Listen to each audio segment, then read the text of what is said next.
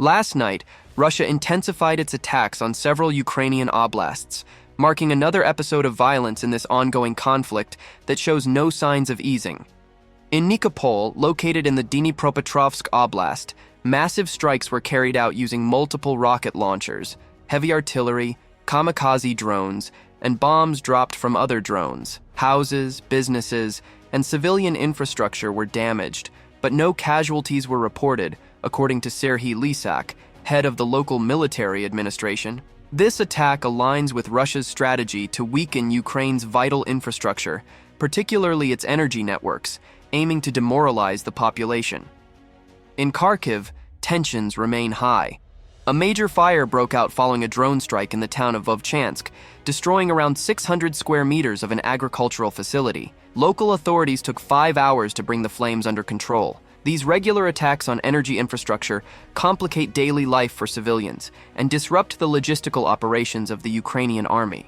The Ukrainian General Staff reported at least 99 clashes in the past 24 hours. The areas of Pokrovsk and Toretsk remain at the center of the fighting, with repeated assaults by Russian forces. In Pokrovsk, a key strategic point for supply lines, the Ukrainians claim to have repelled 33 attacks, some backed by airstrikes and artillery. The city has become a symbol of Ukrainian resistance, as its fall could allow Russian troops to advance more quickly toward the strongholds of Kramatorsk and Sloviansk. In Toretsk, 13 assaults were launched by Russian forces aiming to seize control of this ruined mining town.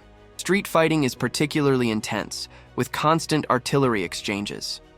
Ukrainian forces are working to hold their positions to prevent a complete encirclement of their troops, while reinforcements are en route to support the city's defense. Military observers believe that the battle for Toretsk could be decisive for the development of the Eastern Front. Tensions have also been reported in Kupiansk and Lyman, with 7 and 10 attacks recorded, respectively. These key areas in the Kharkiv Oblast are under pressure, as securing them would allow Russia to establish supply routes to occupied territories further south.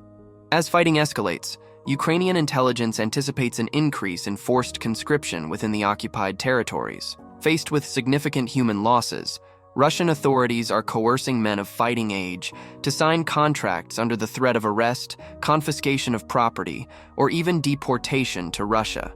This strategy highlights Moscow's difficulty in sustaining its war effort, despite the reinforcement of mercenaries and foreign fighters.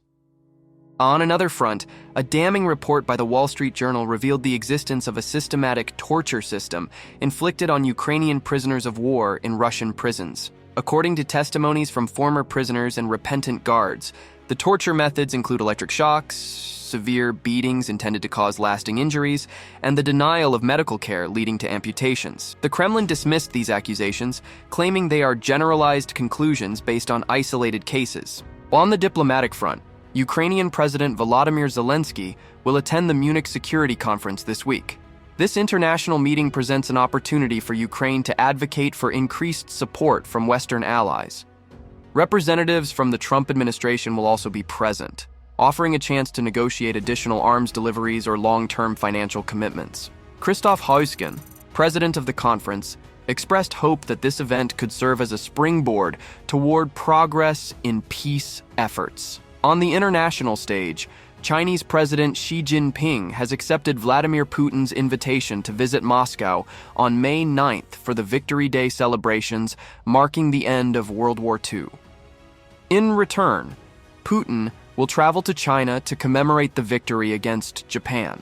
These exchanges highlight the growing strategic alignment between the two powers, as China continues to implicitly support Russia while avoiding any condemnation of its invasion of Ukraine. Last night and this morning saw an escalation in hostilities, with repeated assaults on several strategic fronts.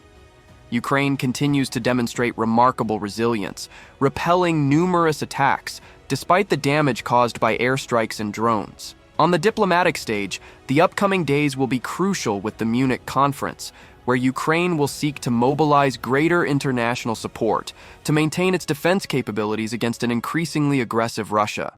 Subscribe to stay updated on the latest developments in the Russia-Ukraine conflict.